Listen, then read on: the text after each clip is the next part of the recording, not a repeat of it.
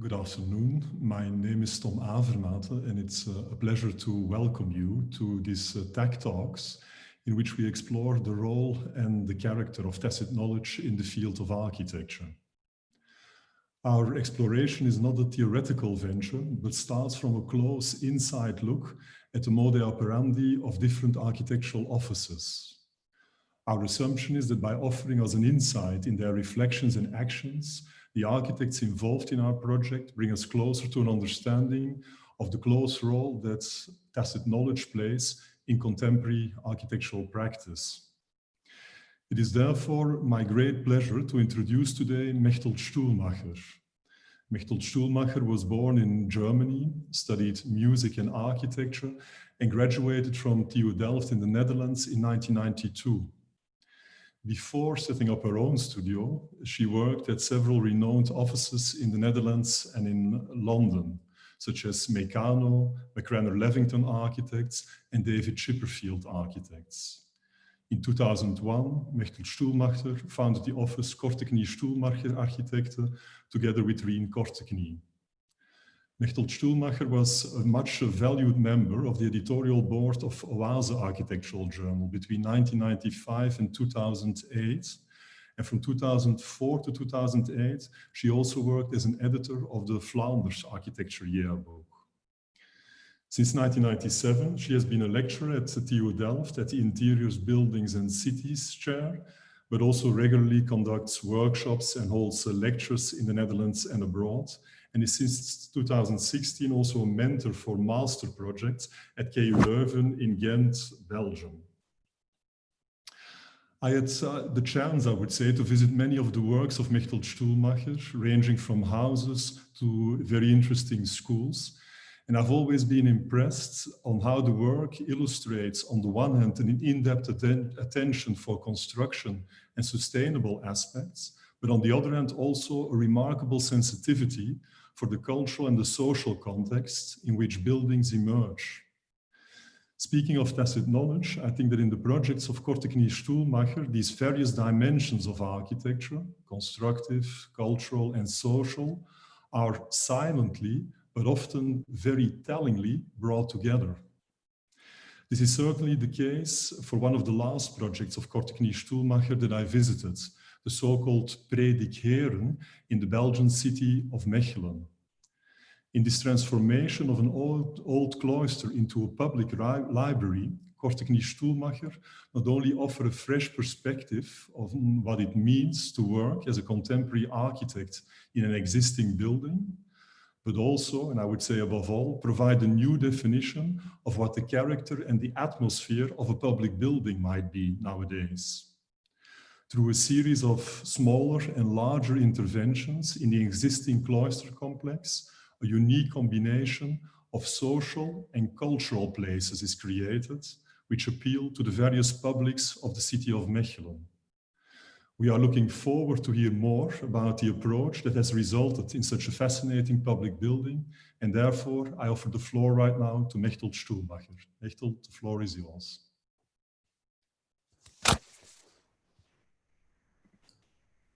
So thank you very much, Tom, for this generous introduction. I have the pleasure to show you in this strange setting, speaking towards the screen, some of our works. I will have to, what is that? None of our work has ever been done alone. So I wanted to start my little lecture here with our collaborators. We have been working very in close collaboration with structure engineers, technical engineers, restoration specialists, and Bureau Bautechnik, coaching us on the realm of costs and writing tender documents. Without them, none of our work would be possible. This evening, I would like to show you 5 projects, and I think I chose them because they sort of summarize, I think, most of the things Thomas has been talking about. But if I think about an image that summarizes it even better than words, I think it's this image. It is the domestic that interests us very much in all our projects, whether it's a public building, a school, a house, an elderly home. We always want to go back to the domestic. And then I love to quote Glenn Murcutt, the Australian architect. And he always says, every house or everybody needs prospect and refuge. And that's such a nice contradiction, the outlook and the protection to be exposed and still intimate. And I think these two these two notions are determining all of our work. If I want to summarize what architecture means to us, then I think of three knowns. And two of them have been very eloquently and very beautifully illustrated in these old issues of 9H. And these are the knowns rigor and continuity. On rigor, what is that? Rigor is something to do something very, very precise. And there is also some kind of the aspect of being serious and extreme, outspoken. It's all in that. And when I was a young student and later, I was a big fan of Leverance, because in his work, rigor is sort of really personalized. And what I also found utterly fascinating is that in his work, space and material is really one of the same thing. So that was our very ambition when we started our office. And we tried to get close to that, even in this Dutch and fresh and quick living context. So we started our office in 2001 with this, where we somehow try to come a little bit closer to what rigor means. So we continued that. We experimented with modern timber technologies to get somehow closer to this material intensity we admired so much in the work of Leverance. And then the second one, that is continuity, that is something talking about context, talking about being in one line with other people, with other architects, with ideas, with landscapes, with cities. We think that there are many, many things, many aspects to this known of continuity. It can be quite literal, being part of nature. Our buildings sometimes carry literally nature embedded in landscapes. But it's also this Predikeren, this wonderful monastery we have been able to work with for many, many years now, where we embed our actions and our interventions in such a way that it's clearly readable as part of our time, but we continue the storytelling of this very building. So we continue the tale the building wants to tell us. And then there is the last notion I would like to add on rigor, on continuity, and if there would be a last book I would like to add to this, then I would call it On Appropriation. This is, for me, summarizes it all. It is the way how people use our buildings and how we as architects enable them to use them. So here is one of our very early houses near Lyon in France, and it happened to be a collector of things, of all kinds of things. But the building is strong enough to carry all that. It keeps its character present, even though the inhabitant might really spam it full. I always love this image very, very much. It's really inhabited. It's not clean. We literally tried to stimulate appropriation by workshops, by inviting children to paint on our buildings.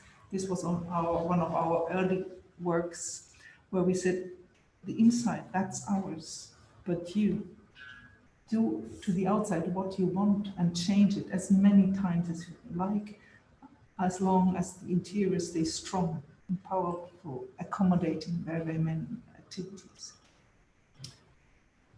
This one is another example of how we deal with appropriation.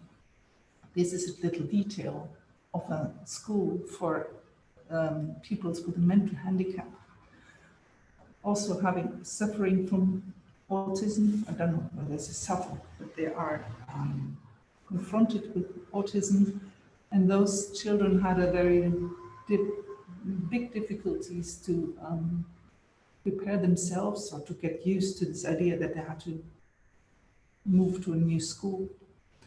And we had to find something that would prepare them mentally to the change. So together with the art teacher of the school, we invented a mosaic project where we invited them to literally participate in the building process. And they became super proud of their new building.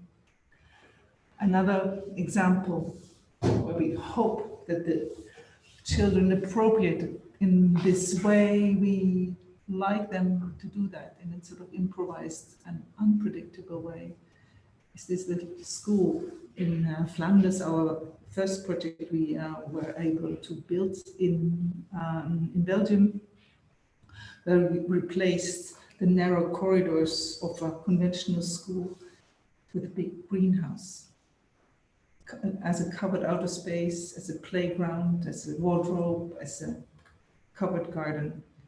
And they will do it every day differently. And in this elderly home, also a way of appropriating the space, we collaborated with an artist who designed the playground and an allotment garden in the center of the very building.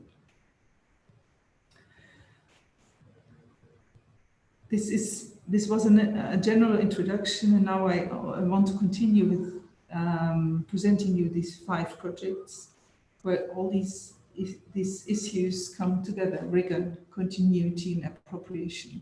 The 3 together, only then the buildings are full and rich and something I would like to live in, and because that's ultimately the aim. I think as an architect we should not make buildings we would not like to live in ourselves. This is a house for Pine and Joost in Goeree. Beautiful location, very close to the coast. One of those very rare landscape, pristine landscapes, beautifully located, relatively close to Rotterdam. It's a sensitive piece of landscape, quite small scale, so very, very modest.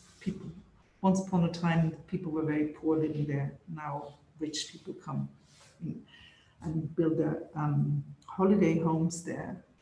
But this kind of scale we found there, we wanted to mimic in order to be able to work with the idea of continuity, cultural continuity in this sensitive landscape. We had to design a big house. It was a therapeutic house for someone who wanted really to calm down, but also be able to host large parties and invite at least 20 people to stay. So we said we cannot build a very big house in this landscape, but we can build 2 houses, a small one and a big barn. And then the barn would be set behind, away from the public road, and would hardly be seen. And that's what we did. We built a small, very, very narrow house. You can see it this is this very small house, like only 5 meters deep, like many of the neighbors are. And the big barn where you only see the very big roof at the back. It's a house to live and a house to eat and to cook. And both of them, together, they make a very beautiful, spacious living area. We built it in CLT, something that was quite special at the time. We pioneered since 20 years. We love this kind of material. Now it has become much more common. It's a very nice way of working. It's like model building in one-to-one. Built very quickly, very precisely, and it has still this material substance we enjoy very much. So we have a living space that is one space under two roofs actually, and offering a spatial sensation, but especially spatial sensation combined with material, a tactile richness. Some images when it was still hardly furnished, but like that you can imagine the sort of this tactile sensation, working with solid timber offers us many shades, textures, light, shade, rhythms. Looking from the kitchen towards the dunes, so it's quite a spacious sensation.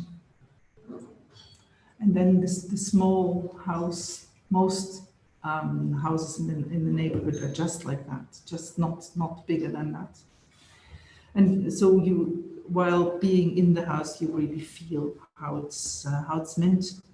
The whole concept is very graspable. It's almost didactic. The outside merges gradually into the landscape. We used untreated timber that grays along with the trees around it. And then this is what you see from far, very little. When you visit this landscape, you don't look for architecture, certainly not.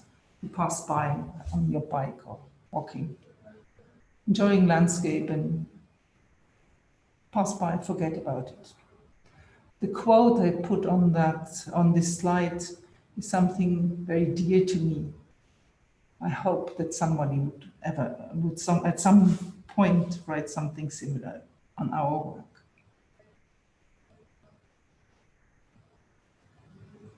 Prospect and refuge. And I'm now come to the next project I want to show you. I already started talking about it a little bit. It's a building, a school for pupils with a mental handicap in Rotterdam, Lombardije, in the south of Rotterdam.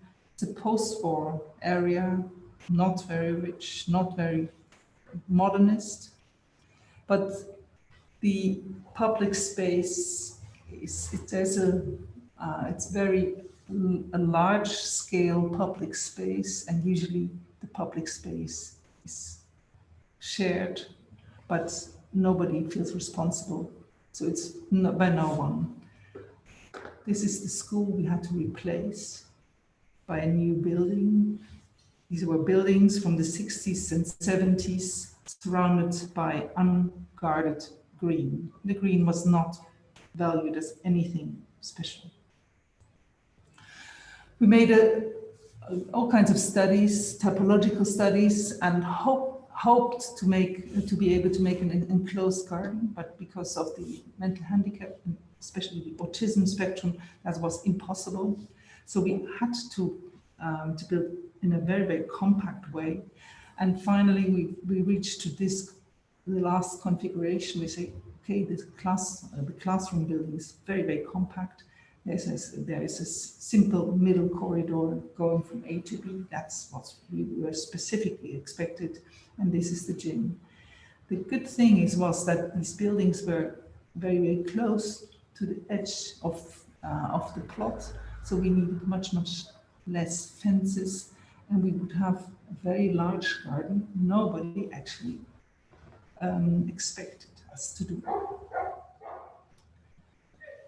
This is then the plan we actually built. A large garden at the back of the building, here enclosed, quite private of character, and an open square facing a big crossing to be able to show, to give the school a proud and representative face to the public space. The name of the school we wrote with big letters. Also, this has to something to do with pride, and pride of being in this school and not hiding yourself. Those kind of peoples had to hide themselves many, many times. Nobody wanted actually to see them. So we gave them this proud building. Of course, the patterns on the outside are very a very special feature of this design. And we actually started to think about this pattern after we had thought about how to involve the pupils in the project as a sort of mental preparation for moving. And of course, we did not know at all what would come out of this mosaic exercise. And I was actually, just to be honest, a bit afraid that it would be a big mess and we could not control the quality, and then the facades would become something very strange. So we invented this pattern that would be so flamboyant, and that would, then the actual quality of every particular tile would not matter so much. And but that together got this very particular ornamentation on the facade. This I showed already. Very, very proud. Children are still very proud. And then a friendly, open face to public space. The ungraspable ornament somehow helps us to integrate in these post-war surroundings. Simple plans, a very, very compact building, and a separate gym and a large garden. In between space, between inside and outside, connecting both volumes.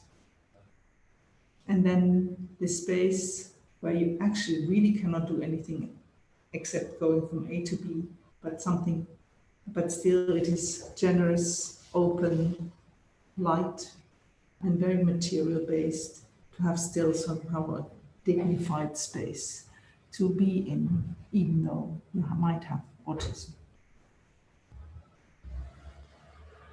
In this case, we love to work with timber again in a different way. We have now laminated beams and a Swiss prefab system, timber hollow core panels, enabling us to apply perforation for acoustic reasons. The classrooms themselves, they feel like homes. Like, again, prospect and refuge. The classrooms are there for refuge. They're intimate and private. And then there is the big gym. That's also a room, actually, with very good acoustic and somewhat slightly homey atmosphere, but still large prospect. Everywhere there is daylight and some tactile qualities of the timber. Especially for this project, our Swiss manufacturer has made these undulating profiles for good acoustic, but still the children could not put their fingers into the holes, and that made the whole thing much more safe for this particular purpose. And the garden has become a success. Nobody expected it out of us, but you see the blonde lady, she's the art teacher, and she got very enthusiastic about gardening. And she went on a course, and now gardening has become one of the main subjects for those kids. And that really provides them with work after school, because they can work for municipalities in this very good way.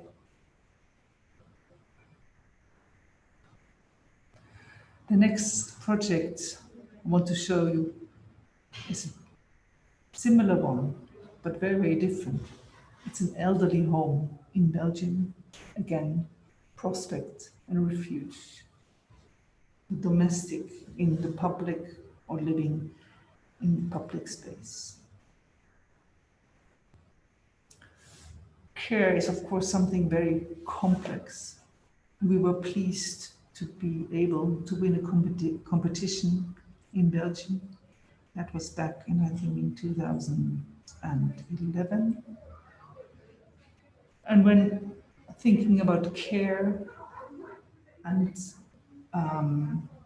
confined, enclosed, private, public space, I of course thought about this wonderful house of Marie-José van Hey, with an inner courtyard, colonnade, garden. And I thought about this beautiful project. I think that's the nicest elderly home I've ever been to in Austria, near Feldkirch. And this is a very simple place, but actually the most important thing is this little drawing. It's a courtyard building, like a monastic environment in a very sprawly village without a center. And what Kuba said, you know what, we don't have a village square, we don't have a church, we don't have anything. Our square will be the center. It will be the market square. Let's bring life to the people living there. These are old architectural images, but what it's really at stake is this.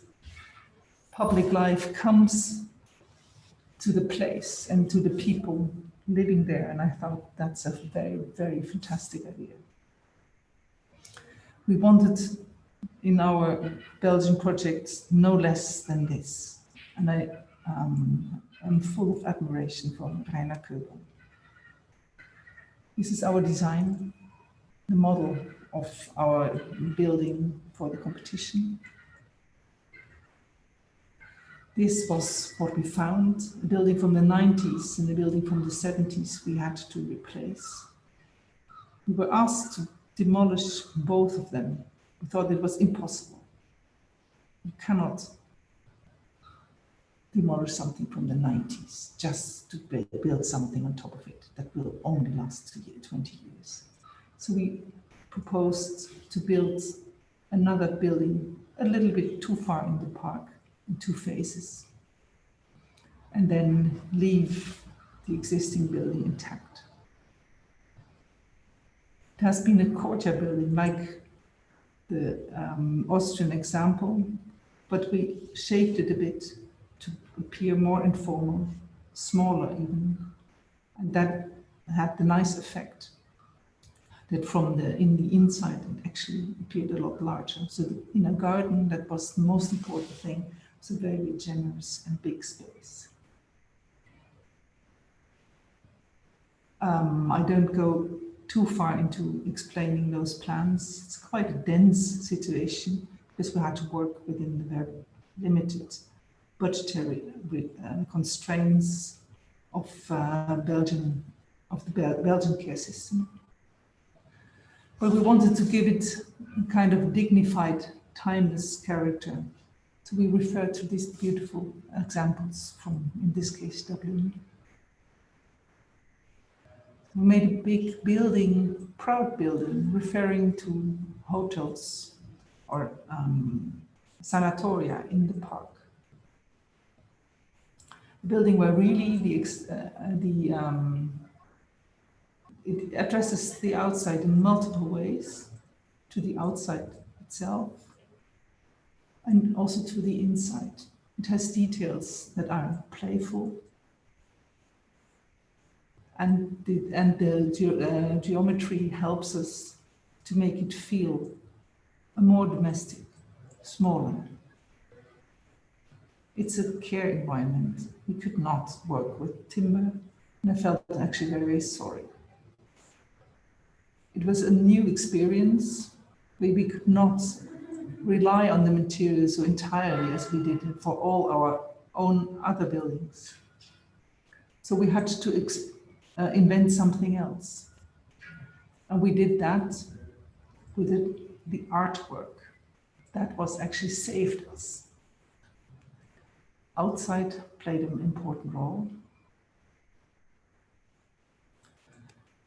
And there was an existing tree. We were able to keep it.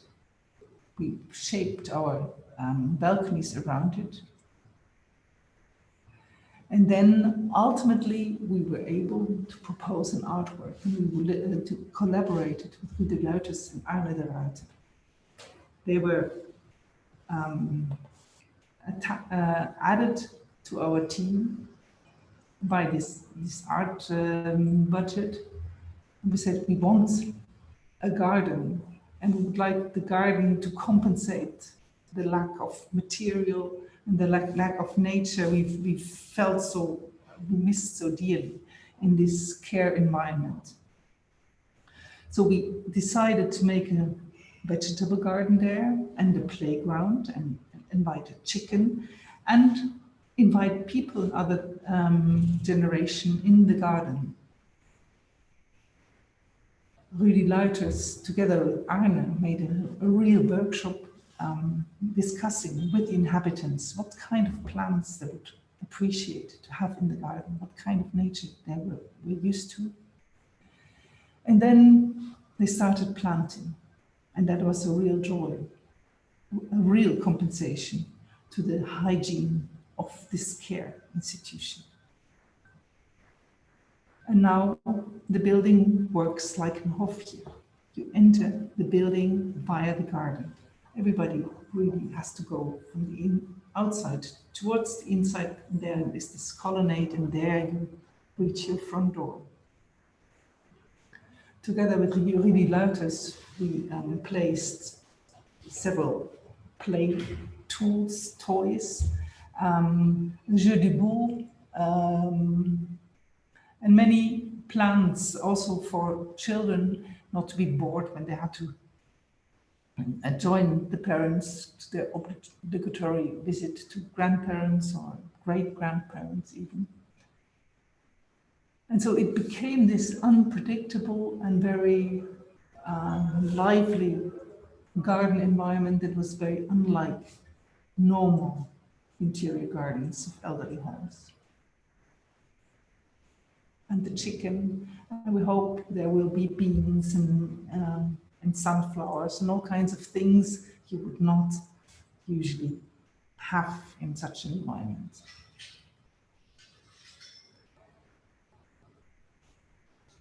So in this case, of course, and I want to end this story about our elderly home with this image, of course, these are all brave intentions and brave ambitions. But this is just a funny image of some youngsters having their obligatory internship 1 week in the elderly home. What do they do? Look at their telephone.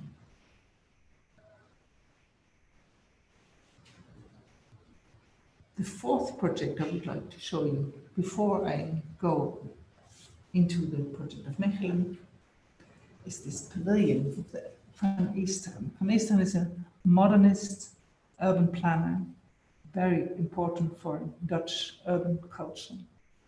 And this is a photograph from the 60s, the Sloterplas, a big lake in Amsterdam. It's the Algemene Uitbreidingsplan, the city extension of Amsterdam. It's a wonderful, very, very monumental, modern landscape there. On this particular location, Van Eesteren envisioned once upon a time in the 60s a pavilion, but it has never happened. This is the little location here. This is the location. But it was overgrown with thick trees, and nobody actually really saw that there was actually a place for building a building. We had to celebrate modernism here, even though modernism in this area is very controversial. Architects, professionals love it, and the inhabitants find it very problematic.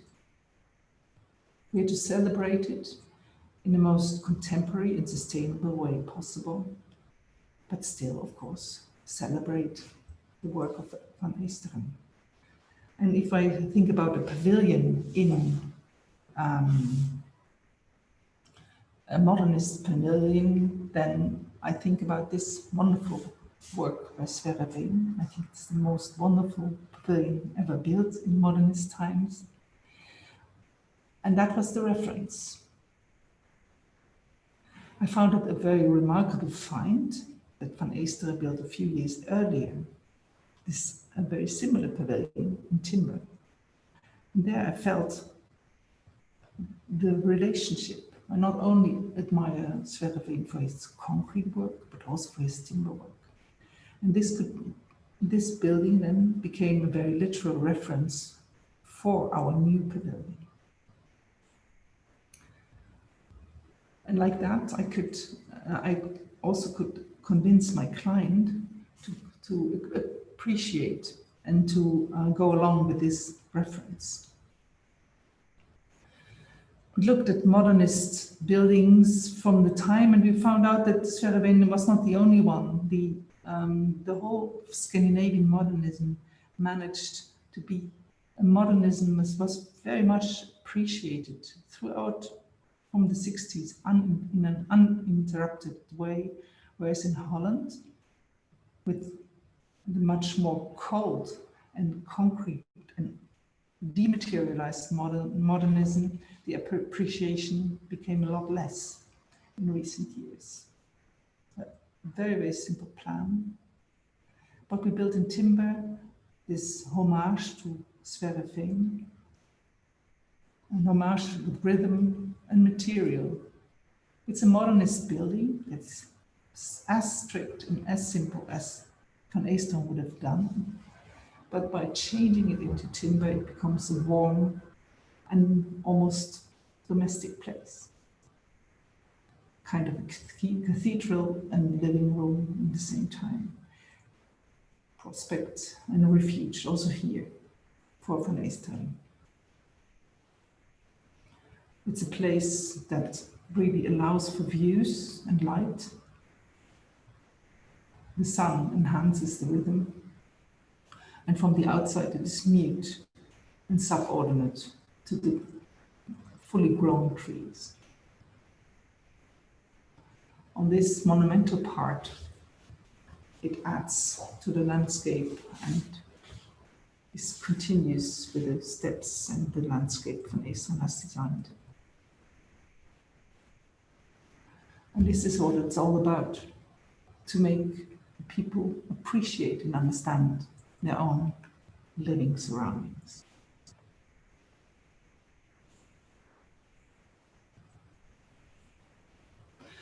And now I come to conclude my lecture.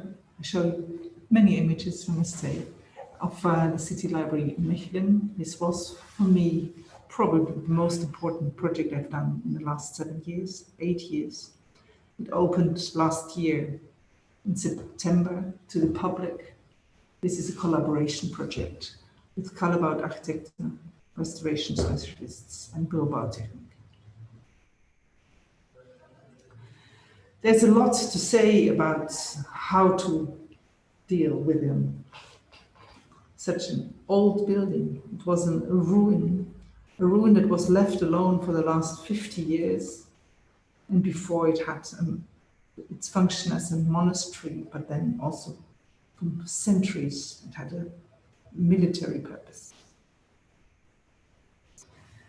I like this image very much, that something that's broken and repaired actually becomes more interesting and more beautiful than if it was not broken.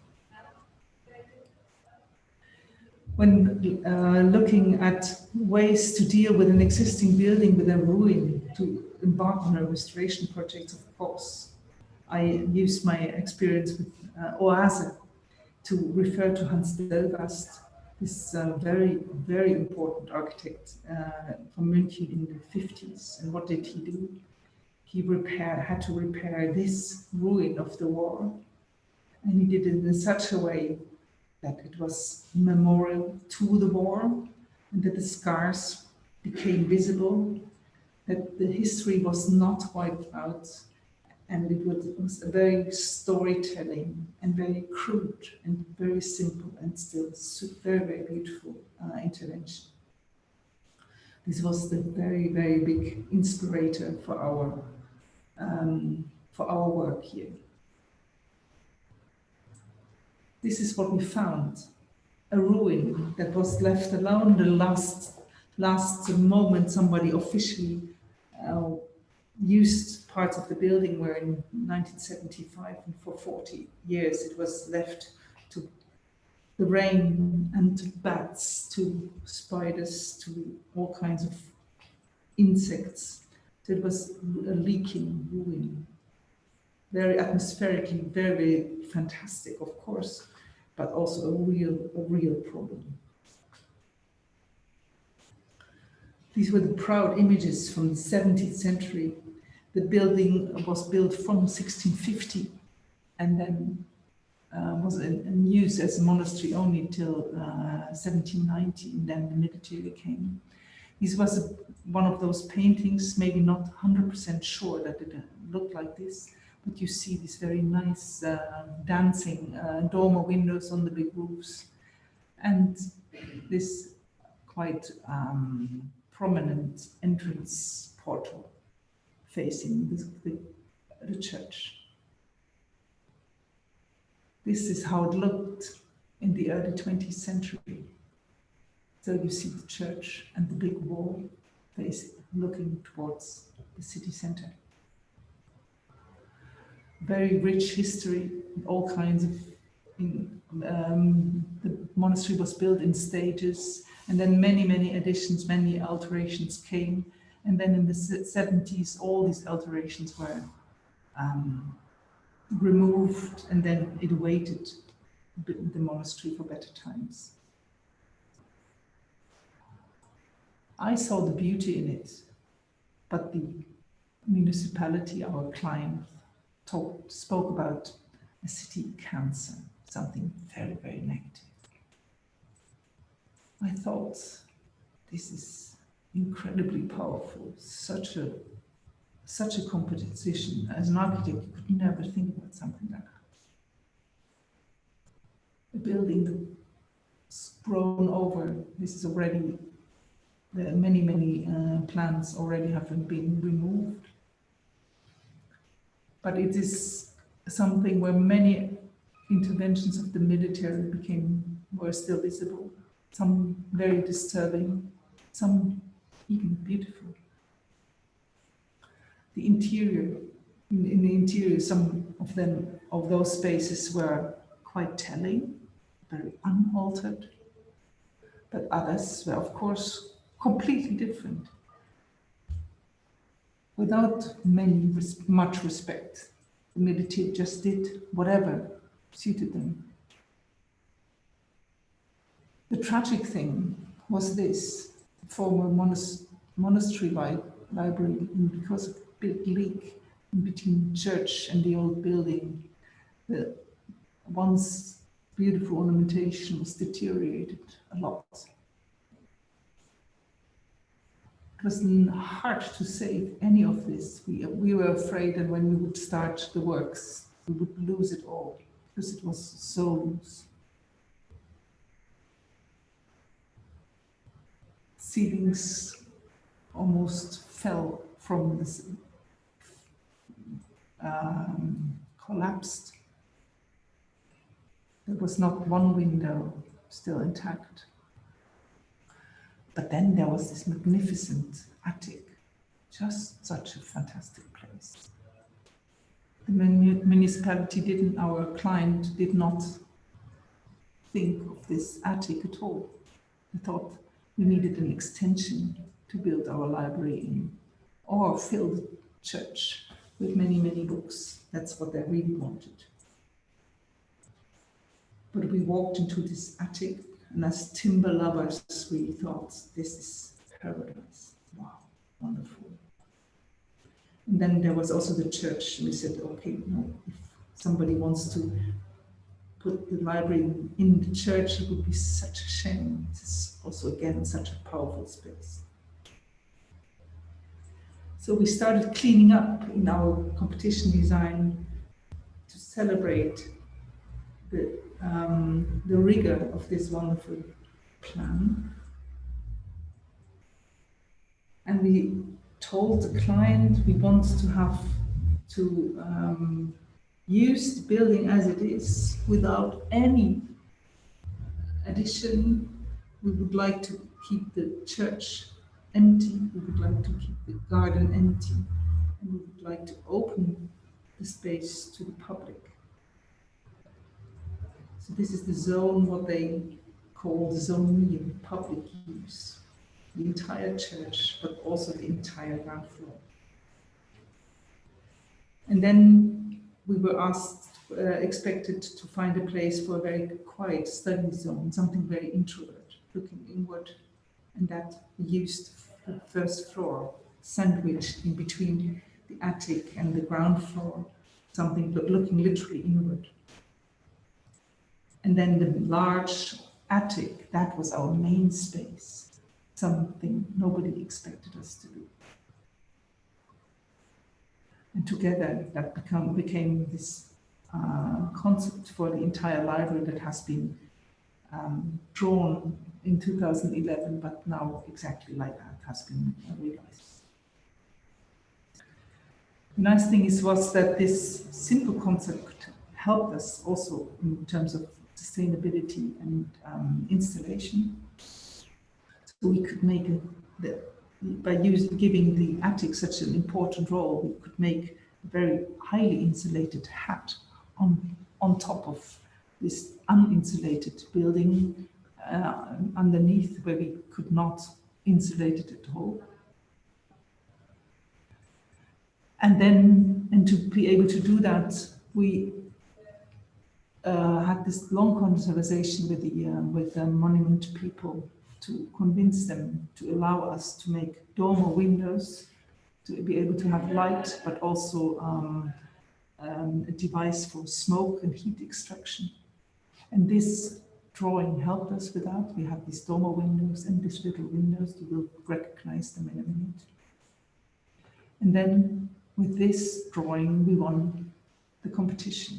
This is what we would do. Everything would be in the attic, and the garden would be empty in the church as well. I walk you through the ground floor, the public zone, the Lambriseringen, the paneling played a very, very important role also in terms of insulation. The insulation and the furnishing is one and the same thing. This is an example on how we integrated all the installation to leave the building intact as much as possible. We used material with the idea of being a continuous, developing a continuous materiality that is inspired on the existing. Again, the plan is concentric, very typical plan of this beautiful monastery. And this is the plan we actually realized.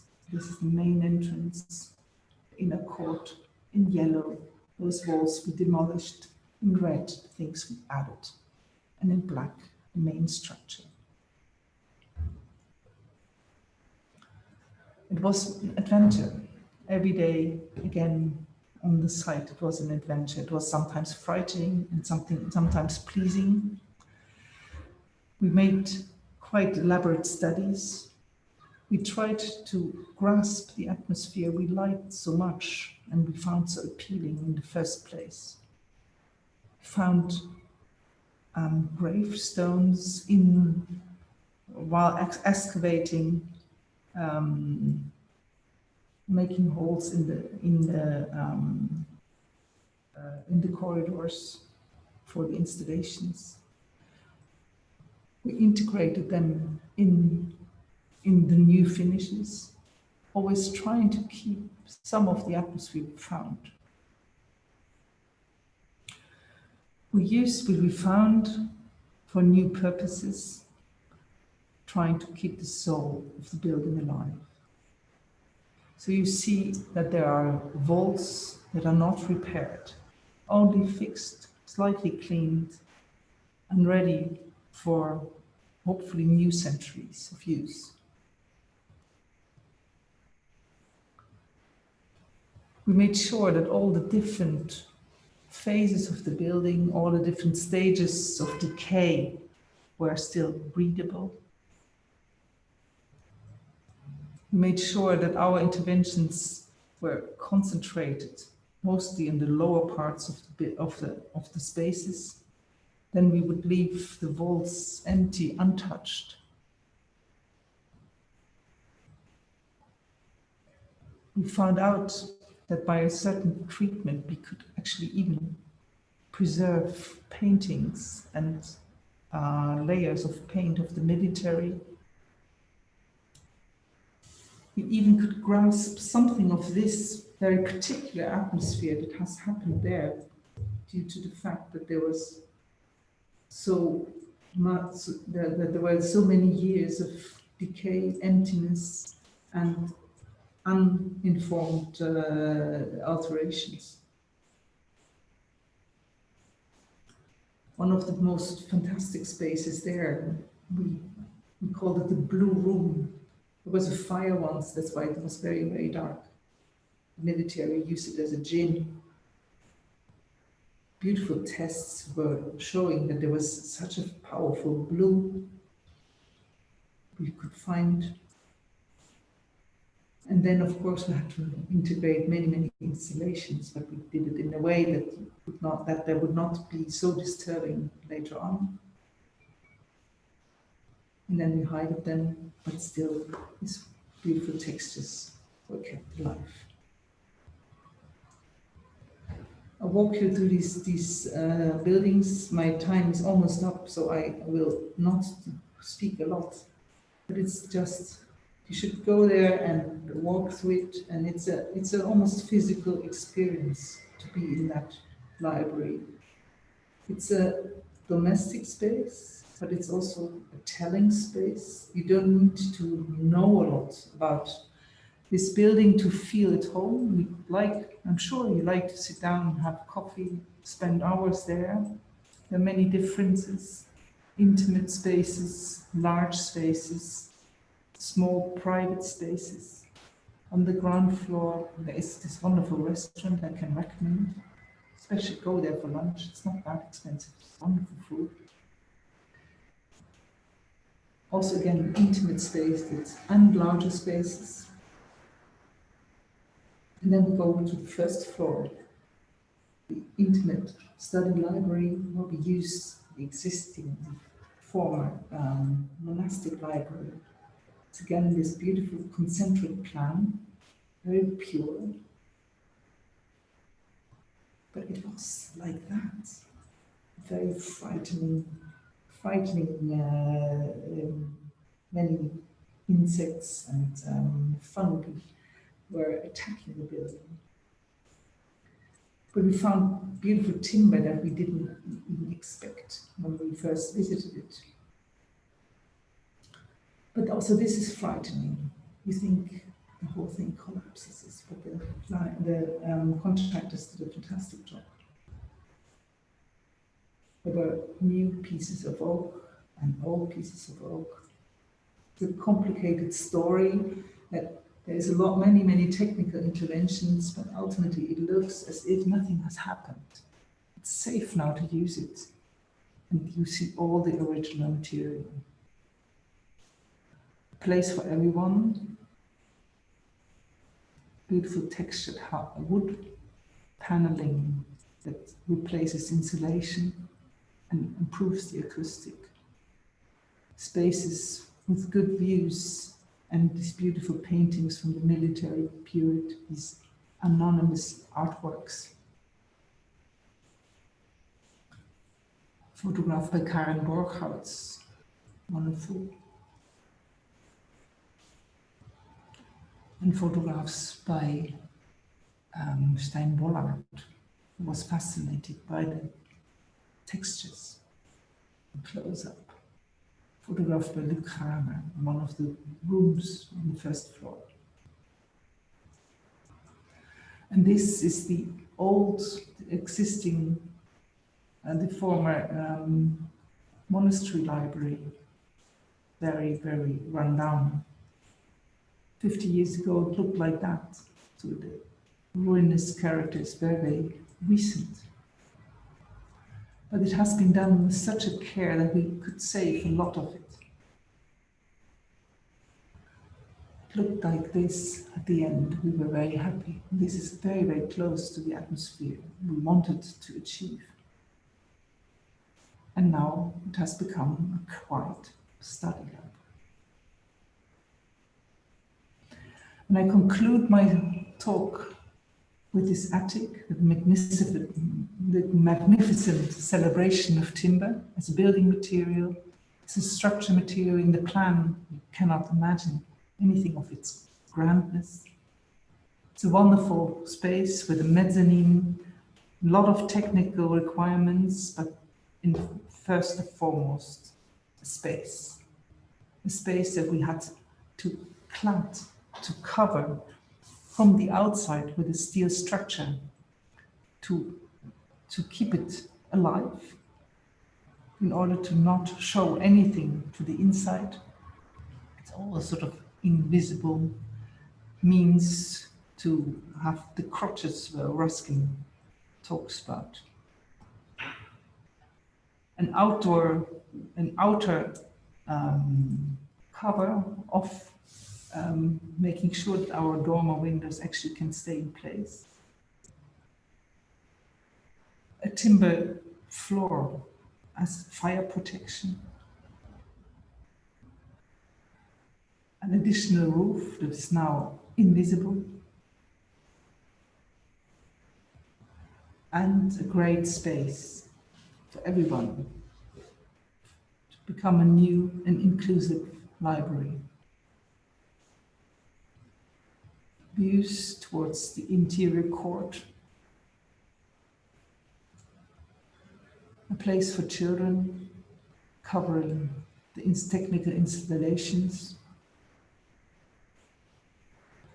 The jazz room for private listening and LPs they have there. It's very nice. A stair going to the mezzanine. Beautiful photograph by Stein Bollard. Private studioli for very quiet reading. Another image of the same thing, same situation. An attic full of light and textures. Celebration of wood, views, and everybody uses it in his or her own way. A facade that is very storytelling. I don't have the time to explain it all, what we did to it. We added these dormer windows, but the facade tries to tell its history, 400 years of neglect and alterations. It has been done very, very carefully with new bricks to make the history readable. Ruinous facades, that how we found it in 2012. That was 2 years ago. It was cleaned. Some close-ups of the many, many little details this facade has to offer. The interior court from the military 50 years ago. How we found it in 2012. And how it's now.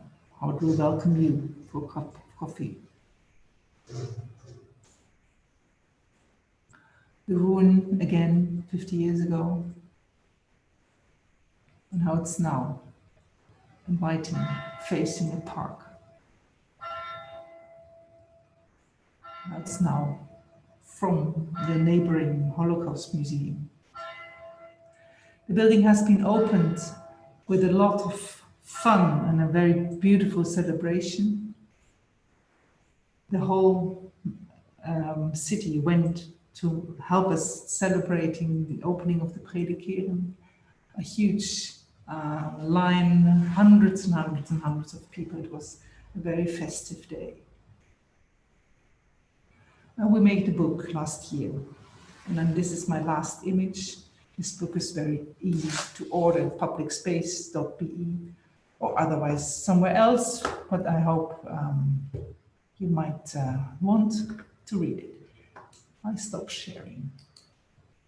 Thank you very much for listening. Mechthild, thank you very much for, I think, an extremely intriguing and interesting lecture. I think for our topic of tacit knowledge, well, there are many things, of course, that could be said. I just wanted to, let's say, point to two of them.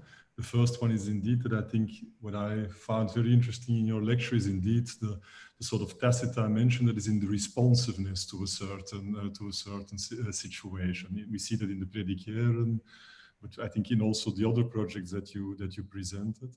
And the other thing that I wanted to say is I think that in your lecture you were very generous, not only showing your own work, but also indeed the references to others, which indeed function, I think, as a sort of tacit background for your own work as well. So I was particularly interested to see that.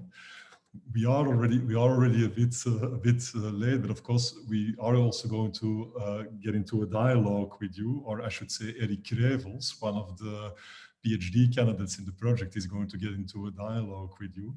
And Eric is a Brazilian architect and urban planner who holds his degrees from the Federal University of Minas Gerais. He's an architectural designer and a craftsman, and also a co-founder of the Atelier No Prumo, and he did research in various groups, Laguiar, Morar de Outras Maneiras, and Praxis, and he has also functioned as a substitute professor at the Federal University of Ouro Preto. Eric is in his research very much interested in architectural production from the perspective of labor, and he's also looking at the question of craft as an empowering element. And Eric has prepared some questions for you, Mechthild, and I think he will ask them right now. So please, Eric. Thank you very much for the introduction, Tom, and thank you, Mechthild, for the wonderful presentation. It's always a great pleasure to see your work, especially the Predikeren Michelin, which is a beautiful project. And yeah, and I had the honor also to have the book. It's an amazing book, I must say. And I would actually go back a little bit in your presentation to the question of rigor. And as you stated here, and that's where is a question very important to your work philosophy. And then my question would be this pursuit of rigor in its many forms, and as a precision of approach, of sensibility, of identity, and also as a constructive and technological rigor.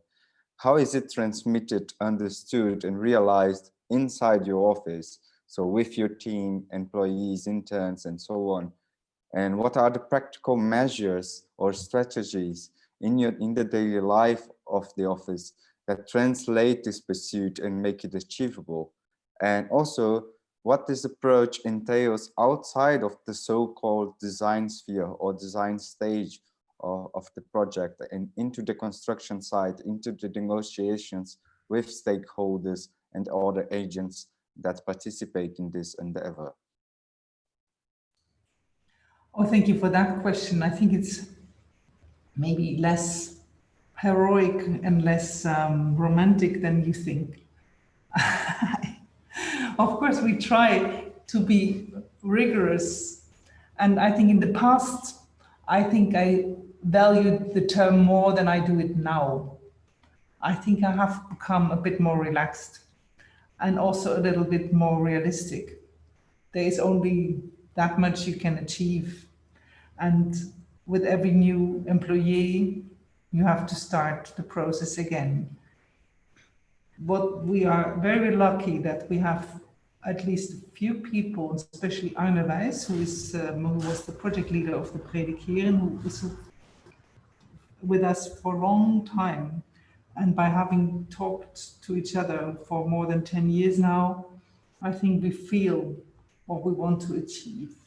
I think the rigor is maybe, this is a bit of a theoretical term, because we don't use it in the office.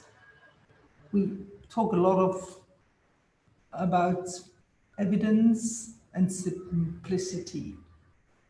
And we also talk about that things should not cause any questions. You should feel, we only feel happy or satisfied with a solution if it seems to be completely natural.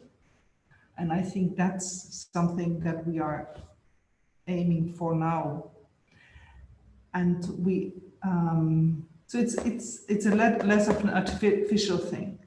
But what is important is that we have in the office people, and Korteknie is one of them, and Arne Wijs as well, and others too, who really go a lot to the building sites and be there, and have learned to speak the language of the contractors, have a lot of empathy and a lot of understanding of how building works, and work with them. We hardly ever see the builders as some architects are really there who see the builders as almost enemies. You have to fight and to make sure that they do what you want. And I think Green and Arne and none of us really ever does that. We have a lot of respect and almost very friendly relationship with most of our builders, and I think that makes things possible. I think that was also the case in the Predikeren. It was also not only us, of course, also the restoration architect Callebaut. We worked a lot with each other and with the builders, and then you can achieve something that comes close to rigor. But it is maybe not necessarily intention. Intention is to have something simple and evident. Maybe, Mechthild, if I may ask a sort of a bit of a follow-up, and then I'll pass the word to Eric again.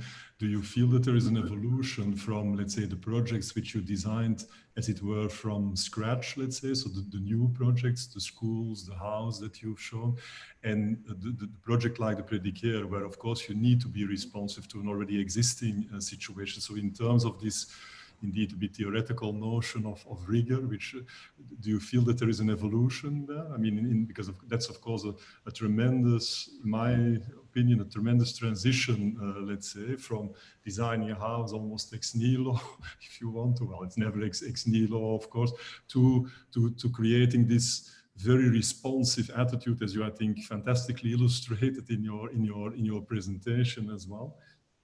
Does the notion of rigor change, let's say, or the conception of rigor change?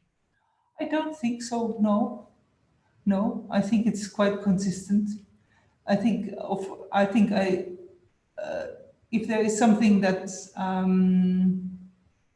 we learned over the years, is to, indeed, to be a bit more relaxed and to allow or to embrace use and appropriation. And I think that I see the presence of the existing building as one of those children or those users. Ultimately, they determine everything. And we respond to that. And this is a very, very powerful partner, but an autistic child is also a very powerful partner. These two things are very rare to compare, but we have those partners in either it's the structure or it is the texture of the timber, or it is this texture of those ancient paintings. I think that is something where you feel I think building or having a practice and having seen project build, I see that as a very humbling experience every time again. And I can be very happy, like a child in the Van Eastern Pavilion, to see the sun on the timber and go, wow, that's much nicer than I thought. But it is always, also it shows you, you are not alone. You cannot possibly invent it all by yourself, because there are so big powers that do it. And that is an existing building, and that's the timber, that's the nature, that's the garden, that's the chicken, that's the whatever. And so, yeah, I think, yeah, okay, embedded is a very, maybe also a misused word. But the thing is, you are just part of a larger whole, you are tiny, and the rest is very, very big. And you try to order that a bit, but more than a bit you cannot do. Eric, I'm passing on to you, Eric, again. Thank you, Tom. Well, I'll shift a little bit away from the question of rigor right now to deal a little bit in another aspect of your practice that was not so much treated today, but that as your double agency as a practitioner, but also as a writer and an editor, or as more specifically about the relationship between this editorial and writing work and the professional practice, so to speak. You contributed a lot with Oase Journal, as Tom mentioned in the beginning, and also even in your office website, you can see a lot of text and a lot of research involved. So in that sense, and also understanding a little bit writing as another form of practice, what kind of discoveries or insight have you found drawing from this other way of thinking or dealing with architecture and the built environment? And how have it influenced your professional practice and your approach to design? In short, what have you learned from it and how it is translated in your work now? Oh, I learned a lot. It was a big study. Working for Oase offered open doors, or for me, that were at least as important as all the doors that were opened by my study. It introduced me to people like Hans Delgast, for instance. Without him, the Predikeren would look different, I'm sure. But also it introduced me to people like Marie-José van Hey, without having, and it is a very, for me, it is a very intense and nice way to write about something. Then I really sort of digest it in a way. And it works for me so much more intense than only looking at things. So I feel that the projects I've written about are somehow part of my repertoire now, much more. And that I can regard somebody like Delgast, who is a big example for me, and also Marie-José van Hey, but also this Köbel, the guy with the wonderful elderly home. There are living references that I cannot live or work without. It helps me to communicate, but it helps me also to think. I don't know whether this idea of the public in a garden would have entered my way of thinking without this Oase, but I do it probably in an almost egocentric way. It offers me a window to the world and makes our world larger, but it's not so much probably, just to be very honest, I'm not an academic. It's not for the sake of an argument, but it's for the sake of making the brain bigger and the scope larger and being a better designer afterwards. And that's the main purpose. But that's not something I'm going to address to Tom. Probably. Sorry about that. No, I think to me, it's very interesting. As I already said right after your lecture, for me, this, let's say, capacity to build up a horizon of references as a designer seems to be fantastically important. But what I also consider important, Mechtel, is that you say that, let's say, the intense work, the research work of intensely engaging with something apparently gives for you at least, a sort of extra dimension to the reference. Because of course there are many references around, just images that we know of works of architects, of artists, and so on. But I think in that sense, I like the question of Eric very much, because of course what was happening in the pages of Oase was a sort of intense engagement, I would say, with these references, and even an intense sort of probing with these references, which I think you explained very well, make them maybe even the more valuable, I would say. But in this case, that's why I can recommend it, this way of working, to every young architect. I feel that I had the time of Oase was just before I ever could dream of having the opportunity to build something as special as the Predikeeren ever with myself. We talked about Delgast in the end of the 90s, and the idea that we would be, as an office, be confronted with such a task, we could never dream of. So it seems that the whole thing is on the theoretical base. You have gone through the entire process of a 10-year or more development of your ideas without having built almost anything. And then as soon as we got to the stage that we got these opportunities, we actually were equipped with enough luggage to be able to do it, to bring it to a good end.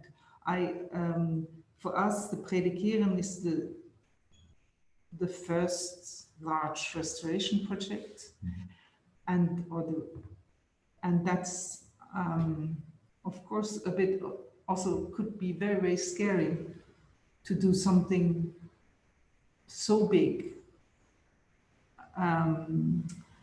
But it doesn't feel like that. It doesn't feel like that because we went through this whole idea of and noise museum and have this whole world behind us, that you know what to do. You're not much sure about your decisions. Eric, I'm passing on for a last question to you, because we are running a bit late, but it's very... Sorry about that. It's Eric, can I give you? Yes, thank you.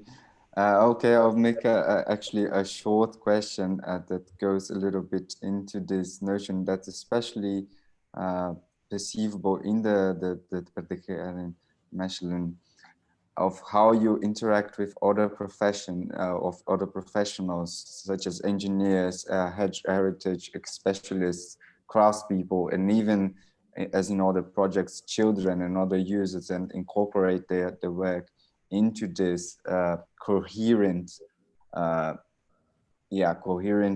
building. And how do that you maintain this sort of open-ended architecture while still working on rigor and maintaining these qualities of identity, some sort of union between the different knowledges of these different stakeholders and agents? How do you relate to that? Do you have protocols, guidelines, policies, or concrete and ways of making it happen, such as reunions every Tuesday and so on?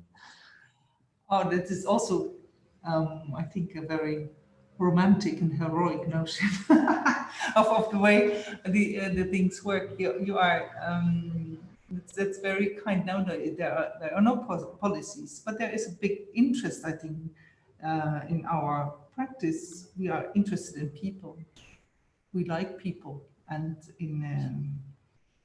or sometimes, and we like the dialogue, and we respect the knowledge of people.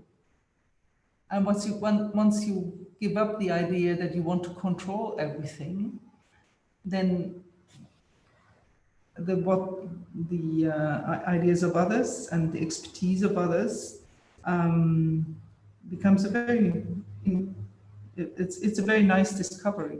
I thought that the collaboration with the restoration specialists, but also the contractors and the engineers in the Korteknie was a very, very interesting experience. Without them, it would not have been possible. In the also in the all the other works, especially the timber buildings, we established from the very, very beginning a very good relationship with one particular engineer, and that's a kind of a friendship. That's a dialogue that we continue talking, but we don't talk a lot, but we know that we understand each other and that we make something together. I feel it's very, very something very natural, like talking to friends, but no protocol, but a lot of talking. Yeah. Mechthild, I think you started from that notion of architecture as being embedded, let's say. And I think it's very beautiful indeed, maybe a beautiful moment to end now our discussion as well on this notion of respect for the knowledge of others, let's say. I think it's, for me, this idea of respect for the notion of others is in some kind of way a more elaborate understanding of what it means to be embedded. I mean, embedded is not just being, let's say, neutrally in a place, in a context, in a frame, but this sort of respectful or more dialogue relation, let's say, to maintain with others that are on the one hand professionals, but also well, maybe not so-called non-professionals. I mean, the citizens over there. I think is a very interesting suggestion, let's say, to think architecture along these lines also for what we are discussing, this idea of tacit knowledge, of course, because all of these others, they hold a lot of tacit knowledge about the built environment, about the domestic sphere, about living. I think it's also a nice idea that there are maybe no special protocols, no special, let's say, rationales or to follow, but that this is a more well, self-evident, if I paraphrase you, dialogue. Let's say, I think is a very, very nice idea. I'm looking a bit at the time, and that means that I have the unpleasant role, I would say, to bring this to an ending. And I think that Mechthild, I want to thank you. I think it was really a fantastically inspiring lecture. I think you could also hear from the questions that Eric asked that this is touching upon many of the issues that we want to engage with in the research as well. So I want to thank both of you. I hope that this is the beginning of a discussion and of a dialogue, which we will continue in the years to come as the project continues. So thanks Eric, and thanks Mechthild for this wonderful contribution to our TACK talks. And indeed, I'm inviting the people who have followed the TACK talks on YouTube or on Zoom to the one that comes next week, which is with City Förster. So thanks a lot, and have a nice evening, everybody.